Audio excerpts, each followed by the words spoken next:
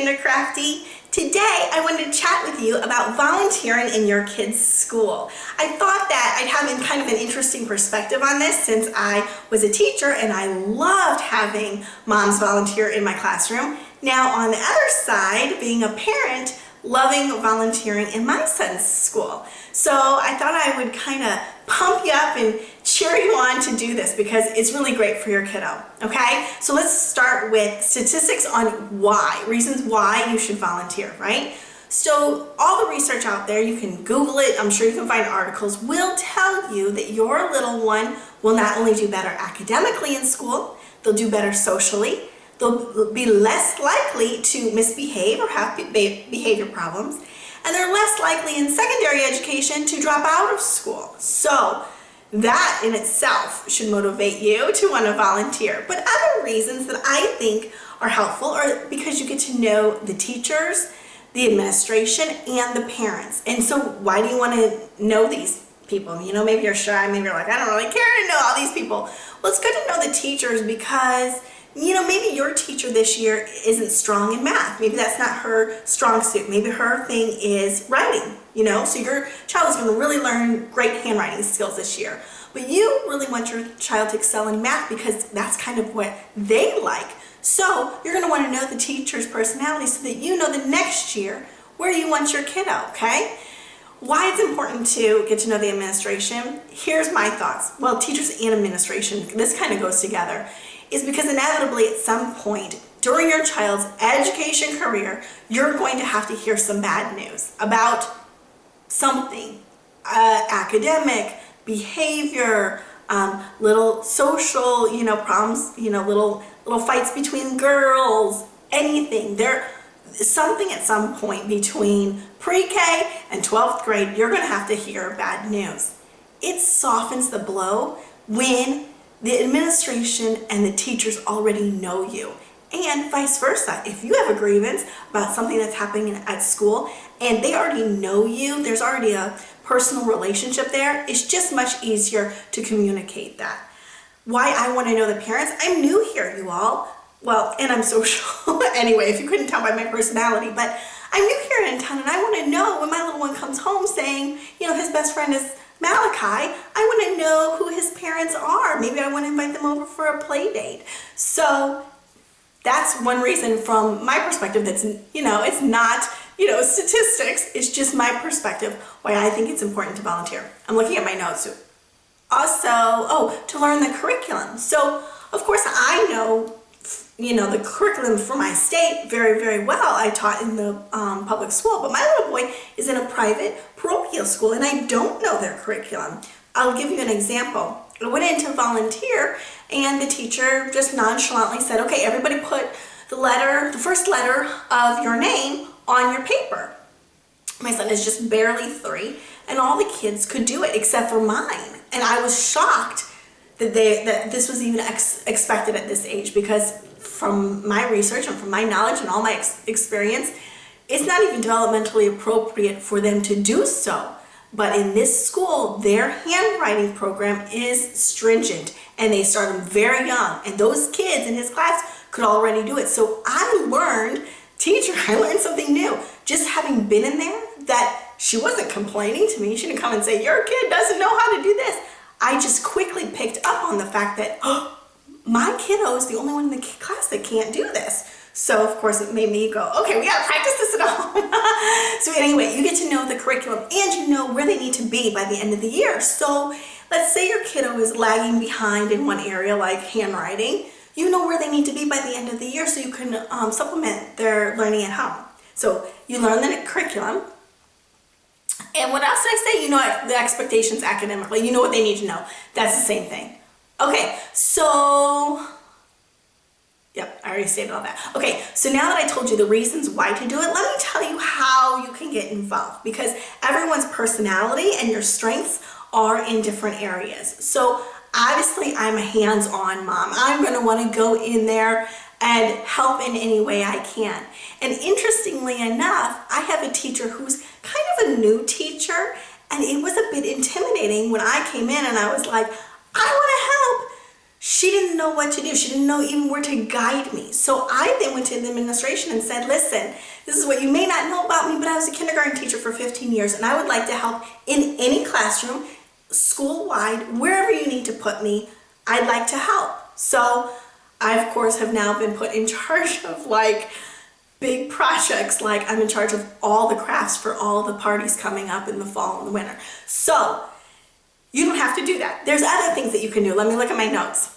A guest reader. I used to love it on library day. I would have a mom come in and help me with the kids in the library, because you can imagine trying to corral a whole class full of 5-year-olds in the library, and it's loud and it's noisy and they're trying to check out books and other kids are done. But then she would also stay and she would read to the class. So that was a really good one. I also had a mom who was my Wednesday folder mom. All the papers from the office that were important papers that needed to go home with the kids would go home on Wednesdays. So she would come and have lunch with her son. And then when the kids went out to the playground, she would stuff the envelopes full of those papers. It was an easy way for her to volunteer, and it was helpful for me because I could actually enjoy my lunch on Wednesdays. Okay, simple things like maybe you're a mom that you have your favorite, show that you watch every Tuesday night. Like I'm going to be watching Jill Duggar get married tonight. So maybe you don't mind cutting things out in front of the TV, cutting out papers, that they're going to be working on a project at school, cutting out the teachers laminating. Maybe in the morning you wouldn't mind helping the teacher make copies so that she has the things that she needs for the day. Those are all really helpful things that you think, are easy, no big deal, but they're helpful. So if you don't have a whole lot of time, or you're a working mom, or you have lots of little ones at home and you can't go up to your child's school, there's things that you can do at home. Also, I had a mom, she was fantastic. She was like a whiz on the computer. She was an accountant. She worked full time, but she wanted to be involved in her little girl's school. So she would ask me, is there anything that I can do from home on the computer that's, I'm good at this stuff. And so what I did when I categorized my whole classroom library, so all the books that the kids could check out from my classroom that were my own, not the school library, my own classroom library. So I told her the genres, that I wanted to break it out into genres, what the coding was, and I gave her the dimensions, and I said put some clip art on it, make it one word so that the kids could easily read where to reshelve the books, and it was a huge help for me. It was a project that I didn't have to do, and a mom could do it from home. So that's another great idea. What did I say? Oh, stack books. This is an easy one. So in your classroom library, your kiddo's classroom library, or in the school library, if you can help shelve books, that is a huge help. In my classroom library, when I reorganized my whole classroom library from doing alphabetical order to doing genres in these like magazine boxes, I had she was a former teacher, but she was a parent, and I asked her to help me code all of the books in my classroom library. And she could just sit in there quietly. She didn't have to do a messy project. She didn't have to, all she sat there doing was putting little round stickers, like the stickers that are used for tag sales or garage sales, like the red and the blue and the yellow. She put those on and just categorized all my books for me and reshelved them. So I basically had 2 moms that pretty much helped me do that huge project, and it was awesome. Also, I've had moms help me hang bulletin boards. This is an area that I actually love to do, but when I was pregnant, I couldn't. I'm a shorty. I couldn't get up on a chair or climb stuff like I used to do. So I had a really tall mom come in and say to me at the beginning of the year, do you need help with anything? And I said, yep, here's what I need. And I gave her all the supplies and had her put it up. So maybe, you could do something like that. You wouldn't even have to, be teaching the kids anything. You don't have to sit down at a table at a small group and, teach them how to read. You could put up a bulletin board. So that's another way that's very helpful. Messy projects. Of course, I love to volunteer for messy projects. I'm one of those moms. I was a teacher that was like, let's, get our hands in it. That's how I like to learn, using the senses. So if you're a mom that loves to cook, maybe you could do a cooking project with the kids. If you're a mom that loves arts and crafts, obviously this time of year coming up, it's going to be lots of projects for you to get involved in. What else? Oh, science. I had a mom that was really into science and nutrition and things like that, and so she brought that element to my classroom, and she was my science, what do I call her?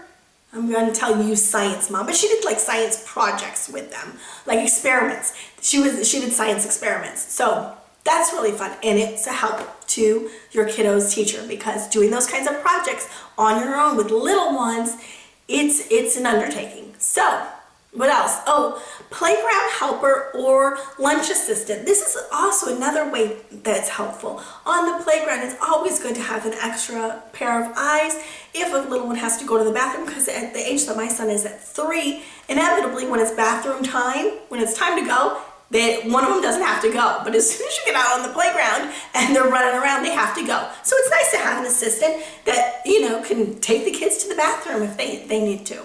And the lunch assistant or snack assistant is nice, so that you have somebody that can help clean it up or pass things out or wash the kids' hands. So that's another way that you can volunteer. And obviously the big one is class parties or field trips. That's a given, and I'm sure you already know that, but this time of year is coming up where there's going to be Halloween parties and Thanksgiving, feasts and Christmas parties and all that. So volunteer in your kids' classrooms. You will love it. And all of you mommies that are maybe hesitant to let your little ones go, loosen those apron strings, this is an easy way for you to let them be social with their friends, and also you're kind of there too. So it's a nice transition, a nice in-between state for those of you mommies that either your little one's having a hard time being away from mommy, or mommy's having a hard time letting your little one go into the classroom. So that was very chatty. I hope that you all enjoyed it. If you have any questions about volunteering in your kiddo's school, leave me a comment below. I hope you all are doing very well. It's almost Halloween, so happy Halloween, and we'll see you next time.